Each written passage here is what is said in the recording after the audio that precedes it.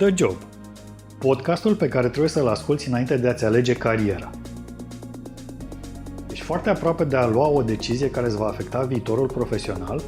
În fiecare episod, câte un specialist din domeniul lui va împărtăși din experiențele sale pentru a te ajuta să iei decizia corectă.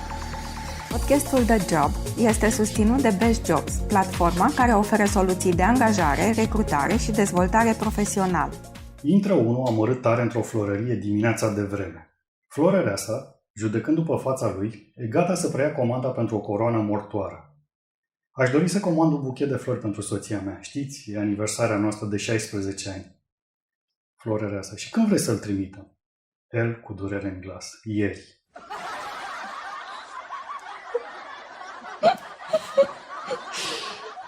Vă salutăm din studioul The Job. De data asta într-o zi foarte colorată.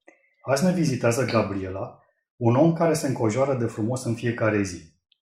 Ea este florist și odată cu ea, gazdele acestui podcast, Daniela și Mihai, sunt gata să pășească în lumea plină de mirezme și nuanțe care o însoțesc mereu. Bine ai venit, Gabriela!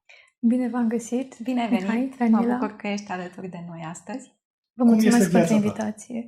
Ne face mare plăcere. Cum este viața ta? În viața mea, colorată, parfumată, plină de oameni, cu multe nopți nedormite, pentru că în domeniul acesta noi muncim foarte mult noaptea. Da? Da, ne pregătim pentru evenimentele de-a doua zi și munca se întinde așa până în ore târzii, câteodată chiar și dimineața, câteodată nici nu apucăm să dormim. Adică știți când începe, nu știți când se termină. Exact, dar că lucrând cu un produs atât de perisabil, cum sunt florile, nu te poți pregăti cu zile înainte, adică poți pregăti ceva cu o zi, două înainte, dar dacă avem un volum foarte mare de muncă, atunci am avut chiar de curând o noapte nedormită. Ne-am dus din atelier direct la muncă, la locație unde a avut loc nunta și din muncă direct la muncă. Și care a fost reacția clienților tăi când au văzut lucrarea ta, produsul unei nopți nedormite? Clienții sunt întotdeauna, și eu zic cu toată lipsa de modestie, pentru că așa e, sunt întotdeauna uimiți și le place foarte mult ceea ce iese din mâinile noastre, dar m-a bucurat mai mult reacția gazdei, pentru că nunta a avut loc la un conac, undeva m-a apropiat Bucureștiului, o locație foarte frumoasă, intimă, așa retrasă, iar ownerii văd weekend de weekend, tot felul de aranjamente. Și au rămas surprinși, ne-au cerut contactul și ne-au zis că oficial sunt cele mai frumoase aranjamente pe care ei le-au văzut și venind din partea lor acest compliment, nouă ne-a mers direct la suflet. Să înțeleg că aranjamentele pe care le faceți sau le faci, le creezi tu, sunt unicat? Aranjamentele sunt unicat. Noi nu avem o listă de produse care se repetă, dar vezi un buchet și îl poți comanda. Fiecare buchet, de exemplu, este realizat în funcție de client, de persoana care îl primește, de trăsături, de lucrurile care îi plac. Încercăm să aflăm așa câteva detalii și în funcție de asta să creăm așa buchetul pe sufletul omului. De fiecare dată? Nu există nicio rețetă pentru asta? Pur și simplu? Nu există niciun șablon. Totul este unicat. Foarte tare. Și inspirația îți vine doar din detaliile pe care le poți obține despre persoana respectivă? Câteodată, da, detaliile ajută întotdeauna pentru că personalizăm buchetul, așa, dar inspirația îmi vine de oriunde. Adică eu când ies pe stradă, eu nu merg pe stradă, eu sunt prezent acolo cu fiecare celula mea și văd o frunză, văd un copac, văd o creangă, văd o culoare, văd o insectă, orice din jur mă inspiră. Absolut orice.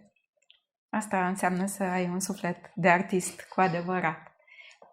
Aș vrea să te rog să povestești puțin despre relația ta cu florile. Când a început și în ce constă, de fapt? Relația mea cu florile a început în copilărie, dar atunci nu am conștientizat, mi-am dat seama recent. Copil fiind, am crescut la țară și aveam în fața casei, ca orice om gospodar, flori. Florile comune, zambile, bujori, narcise, ce aveau oamenii la țară. Iar tatăl meu avea o plăcere să-mi aducă flori în cameră. Și eu aveam tot timpul flori în cameră. Și mi-amintesc că mama mea îl certa tot timpul și spunea, nu mai rupe florile, că îi se părea așa o risipă să le rupi, să le pui în vază. Da, și îi se păreau frumoase, îi se păreau frumoase în grădină. Dar taică-miu o ignora și el îmi aducea tot timpul flori în cameră. Și cred că de acolo a început. Care este povestea ta? Cum ai început această activitate? Ca orice tânăr sârguincios, am terminat facultatea, m-am angajat într-o corporație. Ce facultate ai terminat? De administrație publică. M-am angajat într-o corporație. Ăsta era visul suprem la momentul respectiv, să ai un job bine plătit la un birou, să te îmbraci frumos. Am lucrat câțiva ani în 2 corporații și spre final așa nu mai îmi găseam locul. Mă uitam pe geam, am avut la ultimul job biroul în Pipera și era un câmp pe care se construiau chestii, dar era un câmp. Și mă uitam pe geam, aveam biroul la geam și mă uitam în zare la câmpul ăla și aș fi dat orice să fiu pe câmp între buruienile alea, nu știu, piatră, ce era acolo moloz, dar să fiu sub cerul liber, să văd cerul, să văd soarele, să vorbesc cu muncitorii care lucrau. Și de aici, asta a fost sentimentul care m-a măcinat foarte mult timp. Mă trezeam dimineața, mă simțeam bolnavă fizic, nu mai aveam energie să mă duc la muncă. Și cred că atunci când încep să-ți pui întrebări și încep să cauți și încep să te gândești și la alte posibilități, lucrurile se întâmplă, apar. A apărut oportunitatea de a lucra într-o firmă mai mică, am acceptat-o, nu știam ce vreau să fac, știam doar că nu mai vreau corporație. Apropo de asta, dacă am știut, n-am știut ce vreau să fac, nu știam unde o să ajung, știam doar ce nu mai vreau. Și este un bun început. Da, oamenii caută cu disperare răspunsuri și oamenii vor tot cu disperare să știe ce au de făcut, dar ei uită că uneori e mai important să știi ce nu mai vrei. Când nu ai toate răspunsurile, poate te ajută foarte mult să știi ce nu-ți dorești, mai mult decât ceea ce îți dorești. Da, e un punct de vedere. Nu știu dacă pot să fiu în totalitate de acord cu ce spui, dar da, poate fi și asta un punct de vedere care să te conducă către un lucru bun, într-un final. Fix în contextul în care nu știi ce-ți dorești și nu știi încotro să o apuci, atunci singurul lucru ferm care îți rămâne e, eu nu mai vreau asta. Da. Și eu știam ce nu mai vreau, am plecat într-o firmă, într-o companie mai mică, care nu era multinațională, unde iarăși nu m-am regăsit, pentru că m-am dat seama că e practic același lucru la o scară mult mai mică. De aici, eram cu același tumult interior, mi-a apărut oportunitatea de a lucra pentru o florărie. Era un brand venit din afară, din Ungaria. Ei mai aveau niște florării în niște țări din Europa și practic eu trebuia să fiu un fel de manager pentru ei, doar că am ajuns să fiu de toate. Cum au ajuns la tine? Cum te-au găsit? Printr-o prietenă care avea un prieten, o recomandare, da, și căutau pe cineva care să vorbească limba engleză, să aibă niște cunoștințe de back office, mă rog. Și ne-am întâlnit așa, la mijloc, ca să zic, și aici a fost primul meu contact cu florile, doar că eu ei am făcut în primă instanță toată partea de muncă administrativă, marketing, management, nu lucram propriu-zis cu florile. Într-un final, mă rog, așa a fost să fie drumurile noastre, după jumătate de an s-au despărțit.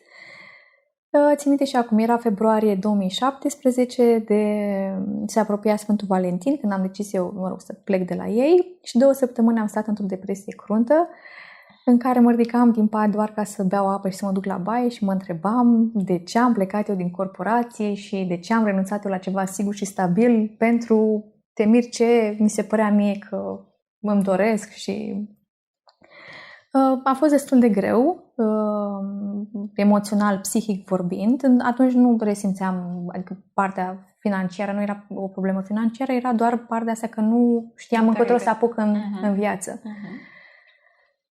Și totul a început cu un buchet pe care l-am făcut pentru un fost coleg din corporație. El m-a sunat chiar de 14 februarie. M-a întrebat dacă poate să cumpere de la noi... Eu știind că lucrezi totuși într-o florărie, dacă poate cumpăra de la noi un buchet de flori. Am zis, Alex, îmi pare rău, zic eu, nu mai lucrez acolo. Și el îmi spune așa, disperat, știi, azi e 14 februarie și nu se mai găsește nimic nicăieri, că trebuiau toate comandate. Din timp, da. Și zic, nu știu cum postează, ce pot eu să fac? Eu zic, e să mă duc la depozitul de flori, să iau niște flori, să-ți fac un buchet. Și el a zis, Doamne, dacă ai putea, ar fi minunat. Mă rog, asta am făcut. A fost prima oară când m-am ridicat din pat în alea 2 săptămâni, m-am îmbrăcat și m-am dus la depozit. Și când am intrat în depozit, am știut. Adică sunt oameni raționali și oameni ghidați de emoție. Eu sunt un om ghidat de emoție. Vă asigur că întotdeauna funcționează, pentru cei sceptici. Am știut. Când am intrat în depozit, am știut. Asta vrei să Da, faci. m-am desmeticit când mi-am dat seama că eram așa contratimp. Am luat florile, m-am dus acasă, am făcut buchetul, m-am întâlnit cu el la metrou, la Aurel Vlaicu. I l-am dat, iar el s-a dus cu buchetul acasă pe metrou. Iar în seara respectivă eu am primit destul de multe cereri de prietenie pe Facebook, lucru care mie mi s-a părut ciudat. A doua zi, el îmi scrie să mulțumească și mi-a zis, vezi că ți-au dat niște oameni ad pe Facebook, că m-au întrebat în metrou de unde ai buchetul. Și eu le-am zis că am o prietenă, mă rog. Și de aici a început. După 14 februarie a venit 8 martie și oameni care mă cunoșteau m-au întrebat, ai putea să ne faci? Zic, da, aș putea. Și așa am început să lucrez cu florile, mi-am dat seama că îmi place foarte mult. Nu aveam nicio pregătire în niciun curs de floristică. Iar după acel 8 martie mi-am dat seama că deși am talent, am partea asta de creativitate, mă descurc destul de bine, mi se pare că e foarte importantă educația, ca în toate cele, eu țin foarte mult la partea de educație și am decis să urmez primul curs în floristică. Curs care mi-a deschis așa drumul către lumea asta foarte frumoasă și magică. Ce ai învățat acolo, în plus față de ce ai știut tu din proprie intuiție? Am învățat elementele de bază ale floristicii, pentru că mai mult decât creativitate, ai nevoie de niște cunoștințe legate de culoare, legate de proporții, de structuri.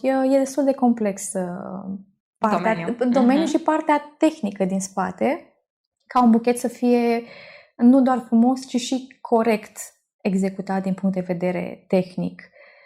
Există combinații greșite? Da, există combinații greșite în primul rând de culoare, de asocieri greșite de culori, asocieri nepotrivite de flori, de structuri, există, da. Și poți să ne dai un exemplu, două? Ce să nu facem? Da. Cred că exemplu clasic, nu puneți roșu cu alb, nu luați garoafe roșii cu garoafe albe, nu știu. Vă dau un exemplu. Trebuie să știm, de exemplu, mov, culoarea mov merge foarte bine cu culoarea galben, sunt culori complementare. Sunt reguli pe care, deși noi nu le cunoaștem, ochiul nostru le percepe și toți te uiți la un buchet și o să spui, wow, ce bine arată, dar el arată bine pentru că s-a ținut cont de aceste reguli. Cum de altfel te vei uita la un buchet și o să spui că nu-ți place. Nu că sunt florile urâte, că nu există flori urâte, dar ceva te deranjează vizual. Și fix asta te deranjează, că proporția e greșită, poate ai unele care sunt prea mari cu flori prea mici, culorile sunt, combinația e o combinație nepotrivită. Foarte interesant, adică mi se par niște informații foarte, foarte utile. Poți să ne spui exact ce școală ai făcut? Am făcut un curs de bază la Cluj. Școala se numește Filomena Flower School. Nu există niște școli foarte specializate la noi în România. Există mai mult cursuri care se țin de oameni care sunt deja care lucrează în industrie, da. Au o experiență destul de mare. Din punctul meu de vedere, școlile cu adevărat specializate sunt în afară, cu precădere în Olanda. Olandezii au o tradiție foarte lungă pe partea asta de floristică, da. Aveam senzația că cei mai tari în floristică sunt japonezi. Ei sunt foarte tari, dar ei sunt pe altceva. Ei au partea asta de ikebana, au un alt stil pe care la care sunt maestri. Ai folosit în buchetele tale combinații de astea de flori vii și flori uscate? Da, am folosit. Am folosit în combinațiile mele tot ce nu-mi imaginam vreodată că voi folosi. Când am plecat la drum aveam niște idei prestabilite. Mie nu-mi plac garoafele, mie nu-mi place Gerbera, nu o să folosesc niciodată, nu știu ce. Și ajungi de multe ori, fără propria mea voie, la cerința clientului, să le folosești. Și îți dai seama că în combinația potrivită și în contextul potrivit, toate florile sunt frumoase și nu există... Acum iubesc toate florile, nu... Am într-adevăr preferatele mele, dar am renunțat la ideile preconcepute de la început. Da. Cât timp îți ia să faci un aranjament floral de impact? Depinde de inspirație. Am făcut buchete foarte, foarte mari, cu un diametru de aproximativ 80 cm, 1 metru, ceea ce e ceva imens pentru buchet, în 7 minute pe genunchi, că imediat, pentru că am avut inspirația și am avut și momente în care am stat 3 ore pentru un simplu buchet de mireasă pentru că nu aveam inspirație. Și pentru mine contează foarte mult produsul final, adică eu nu pot să fac ceva, să-l fac și să fie gata și să plece de la noi în atelier. Trebuie să fii tu mulțumită. Exact. Deci depinde de inspirație, dar acum având și experiență, depinde de complexitate, de dimensiune, de la câteva minute până la, nu chiar o oră, dar depinde de complexitatea. Ai un florist care te inspiră? Da, am un florist care mă inspiră. E un florist mai atipic, este olandez și se numește Pim van der Acker. Să-l căutăm pe net. Da, chiar vi-l recomand. Și el este omul care m-a făcut să continui pe acest drum, pentru că eu când am început, am făcut cursul acela de floristică, am învățat foarte multe reguli peste reguli, peste reguli, peste reguli și îmi pierdusem partea de creativitate. M-am conștientizat asta când m-am uitat la niște buchete pe care le făceam înainte să încep cursurile, care erau foarte frumoase, așa, aveau naturalețe. Și cum am început să lucrez după cursul și totul era corect. Dar nu mai avea viață. Nu mai avea... Da, nu mai transmitea nimic. Pentru că eu când mă apucam să cresc, mă gândeam, aoleu, da, culorile astea ar fi potrivite, dar structura asta, dar oare astea se potrivesc, dar înălțimea, da... Și aici mi-am amintit de chestia aia din corporație, când mulți angajatori preferă un om fără experiență, da? Pentru că e mai ușor decât să iei un om cu... Și mi-am dat seama cât de sensibilă e chestia asta cu educația și, ține, cred că cumva și de profesori, e o chestie mai complexă în spate. Ideea că la un moment dat am vrut să renunț, eram foarte, foarte dezamăgită, deși aveam aproape un an pe drumul acesta, că mi se părea că tot ce fac e urât, deși nu era doar în capul meu, era o nesiguranță foarte mare pentru că eram pierdută în reguli. Și am participat la un masterclass cu acest florist de renume internațional, cu Pim van der Acker, și prima mea interacțiune cu el, când el ne-a predat niște lucruri, ne-a arătat niște lucruri, a făcut un demo și apoi a trebuit să lucrăm noi în baza a ceea ce ne-a arătat el. Și eu eram blocată, aveam impresia că toată lumea din jurul meu e foarte bună, sunt foarte priceput, știu ce a de făcut și că ce o să fac eu să fie foarte urât și eram fizic blocată. Și el s-a apropiat de mine și mi-a zis: "Forget about the rules, just create." Și prima reacție a fost: de unde știu omul ăsta ce trăiesc eu în interior? Și apoi a fost așa ca un bec care s-a aprins în sufletul și în mintea mea și zic, ăla a fost momentul în care mi-am dat seama că eu eram blocată din cauza tuturor regulilor de care trebuia să țin cont. Și ăla a fost momentul în care m-am eliberat așa de povara regulilor și am redevenit creativă, da. Cât de greu a fost drumul de la dorință, idee, în momentul în care ai realizat că asta este ceea ce vrei, până ai reușit să le pui pe toate la punct, să mergi pe drumul ăsta? Destul de greu, pentru că eu nu am avut bani, nu am avut bani puși deoparte, nu am plecat la drum cu niciun buget. Singura mea dorință a fost să nu vin cu bani de acasă, prea mulți, așa, și să ajung, tot timpul încercam, am avut mindset-ul acesta, să am un minim de profit. Și 5 lei dacă erau, eu căutam ideea asta de profit. Pentru că e foarte ușor să te pierzi la început de drum, mai ales într-o meserie creativă, și să investești mult în cursuri, să cumperi, să exersezi, și mi s-a părut foarte importantă planificarea asta financiară, mă rog, e mult spus planificare, era o idee de care m-am ținut cu dinții. Și căutam tot timpul, deși mi-era greu la început, pentru că nu știam cum să mă văd, nu știam cât să cer, nu știam cât valorează munca mea. E un proces destul de greu în spate, dar care mi-a ieșit. Să înțeleg că totuși munca din corporație ți-a ajutat cumva în organizare da, și foarte viziunea. mult. Foarte mult. Eu am apreciat experiența din corporație foarte mult pentru că am învățat niște lucruri care au rămas cu mine și în ziua de azi. Administrativ, totuși, cum este în România să te autorizezi și să poți să faci un business de tipul ăsta, pornind de la o idee? Aș spune greu cumva, dar nu știu, noi ne-am obișnuit și cred că nu. Suntem obișnuiți cu Nu știu, nu ne se mai pare greu, ne se pare normal, cred. Super! Asta e ce voiam să aud. Dar cred că ar trebui să fie ultima problemă pentru deci oameni. Asta nu descurajează pe nimeni, de fapt. Nu e ceva facil la îndemână, da? Nu. Știm cu toții că trebuie să stăm ore, zile pe drumuri la ghișee și așa mai departe, dar ne-am obișnuit. Noi. Suntem perfect adaptați vieții în România. Da. Noi, că ne-am născut în România. Exact. În afară de evenimentele la care participi cu creațiile tale, știu că ai participat și la festivaluri. Poate mă ajuți tu cum se numesc evenimentele la nivel național sau mondial sau european? Eu am participat doar la nivel național. Așa. Am participat ca și concurs la Cupa României de Artă Florală, unde participă cei mai creativi oameni din industrie. Acum nu pot să pui o etichetă că sunt neapărat și cei mai buni, că poate sunt oameni foarte buni, dar care nu au curajul de a se expune, că e o presiune extraordinar de mare în spate, adică e ceva... Ai fost invitată sau acolo pur și simplu te înscrii dacă vrei să participi? Te înscrii dacă vrei să participi, dar evident că nu se înscrie oricine, adică m-am înscris și a fost o experiență extraordinar de frumoasă, foarte, foarte grea din punct de vedere psihologic, pentru că e o presiune foarte mare. Eu m-am înscris în ultimul moment cu 2 săptămâni înainte de concurs, în condițiile în care ceilalți participanți se pregătesc cam tot anul.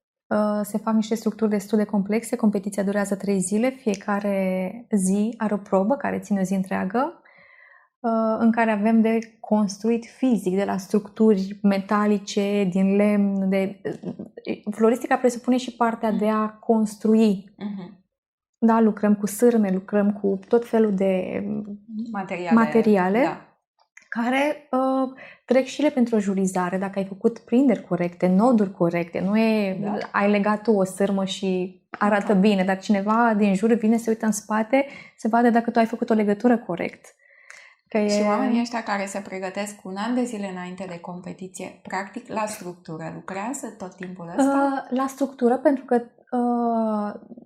o parte din probe le cunoaștem și avem proba surpriză. Proba surpriză, primești un plic, niște materiale, nu știi ce sunt și primești tema și cu materialele pe care le ai la dispoziție, aceleași materiale pentru toți concurenții, trebuie să realizezi ceea ce ți se cere în probă. Spuneai că a fost o experiență extraordinară. Poți să detaliezi puțin ce a fost? Pentru mine a fost o experiență extraordinară pentru că nu am avut timp la dispoziție să mă pregătesc și am mers așa pe suflet, pe intuiție foarte mult. Am avut o probă în care noi trebuia să construim într-un perimetru de 2 metri pătrați a cozy reading corner dintr-o carte pe care noi am citit-o. Când te uitai la colțul respectiv, trebuia să te poți așeza undeva cu o carte în mână, dar să fie un cadru, o scenă, ceva din povestea din cartea respectivă. Foarte complexă tema, pentru că ai nevoie de multă imaginație, da, și multă îndemânare. Eu am ales Oscar și Tanti Rose. Majoritatea concurenților au ales Game of Thrones pentru că era la mod atunci și, mă rog. Nu știu dacă ați citit Oscar și Tanti Rose. A fost foarte multă emoție și după terminarea concursului, toate lucrurile noastre sunt expuse publicului, iar toți oamenii care au venit și-au citit cartea, i-am văzut cu lacrimi în ochi. Da, e o poveste foarte frumoasă, vă recomand să o citiți, e o lectură de 2 ore. Ai luat un premiu acolo? Am ieșit locul 5. Felicitări, îmi dau seama că n-a fost Nu, ușor. n-a fost, mai ales că eu nu am avut timp să mă pregătesc, să construiesc, locul 5, dar eu nu m-am dus ca să câștig ceva, m-am dus pentru experiență și pentru multe alte motive personale, că din dorința de a evolua și de a ieși din zona de confort și... Poți să spui că ți-a crescut încrederea și stima de sine după experiența asta? Foarte, foarte mult.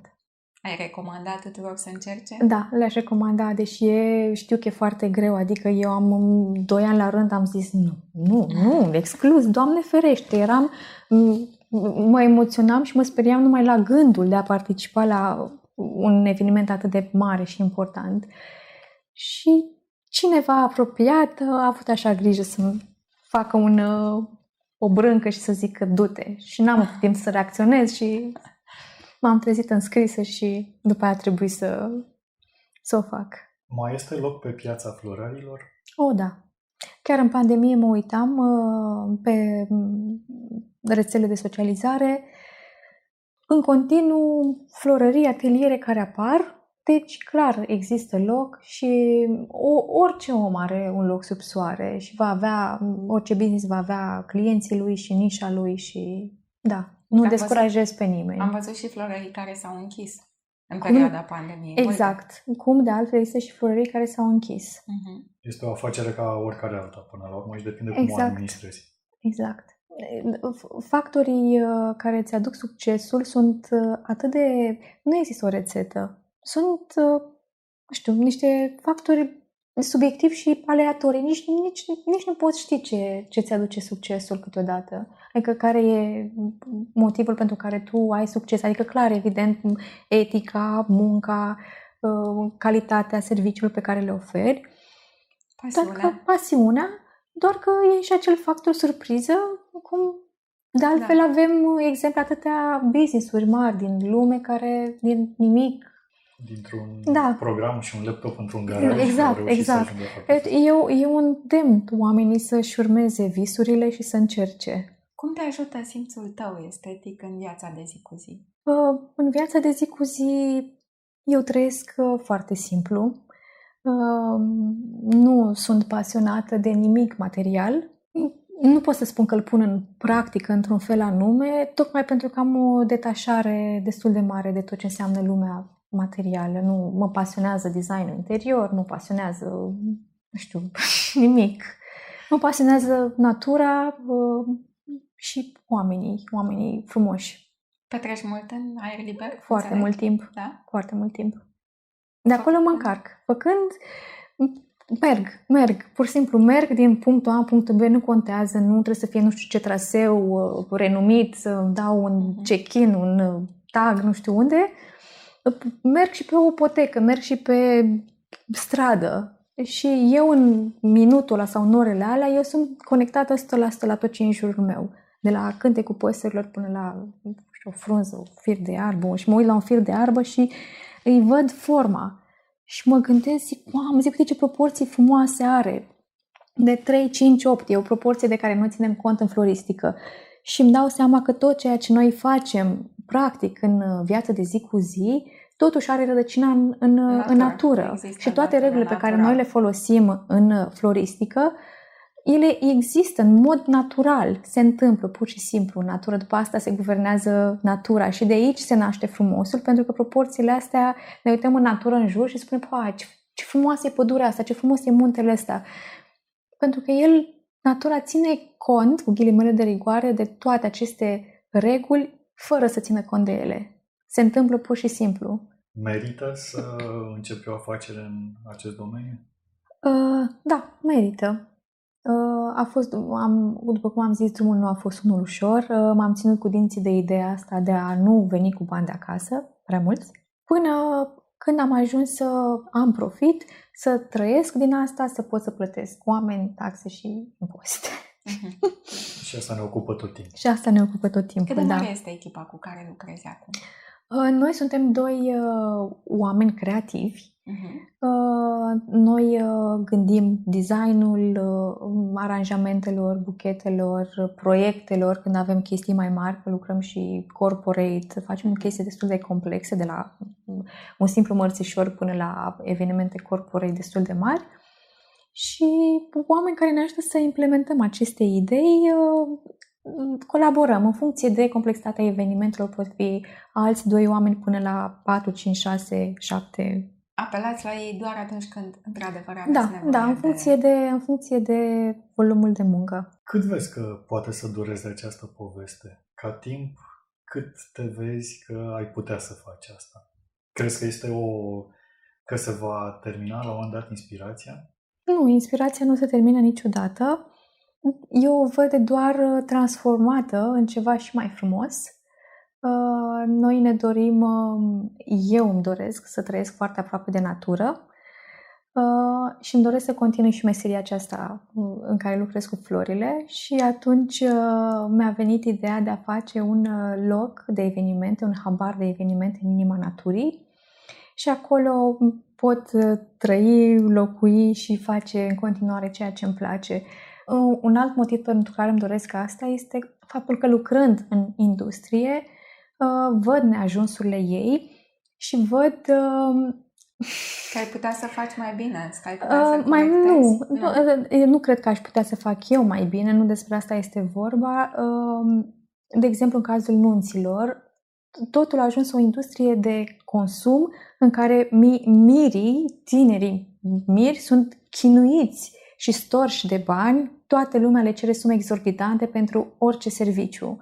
Și s-a pierdut esența acestui eveniment de suflet și s-a transformat într-o industrie. Fac parte din ea și știu despre ce vorbesc. Da. O paradă cumva de la o paradă în care banii care se pun la bătaie și oamenii, adică eu nu văd o problemă la oameni, la miri, pentru că e normal să vrei să fii în rândul lumii. Inevitabil te împinge societatea, te împing apropiații, părinții și evenimentul se transformă în ceva care nu mai e despre ei și despre însemnătatea momentului, da. Și cum vezi tu o soluție aici? Oferind o experiență de suflet la un preț corect, că la urma urmei poate sună urât la un preț corect, dar e despre bani, pentru că și noi trebuie să trăim și asta este meseria noastră și de partea cealaltă, ăsta a fost principiul de la care am plecat. Mi-am dorit să le ofer oamenilor niște aranjamente frumoase la un preț corect. Mi se părea, dar nu e corect, adică singurele variante din piață sunt ori te duci la colț și de la Lelea Floarea ceva roșu cu alb și într-un staniol, sau te duci la o florărie care îți vinde la suprapreț ceva asemănător cu... Nu, sunt și chestii frumoase, dar foarte scumpe și pe mine nu mă guvernează dorința banului. Asta nu înseamnă că îmi displac banii pentru că mă folosesc de ei. Privesc banii ca fiind libertate. Ai bani, ai libertate să trăiești, să experimentezi, să călătorești, să faci foarte multe lucruri. Și mi-am dorit să le ofer oamenilor, corporatiștilor, de exemplu. Dacă am lucrat în corporații și știam care e salariul și cum se împarte el în fiecare lună. Și îmi doream să pot să cumpăr un buchet de flori, să nu fie un efort financiar. Poate omul are 100 de lei. Poate are 50 de lei, cum de altfel mi s-a întâmplat chiar de curând. Mi-a scris un băiat dacă pot să-i fac ceva drăguț la 50 de lei.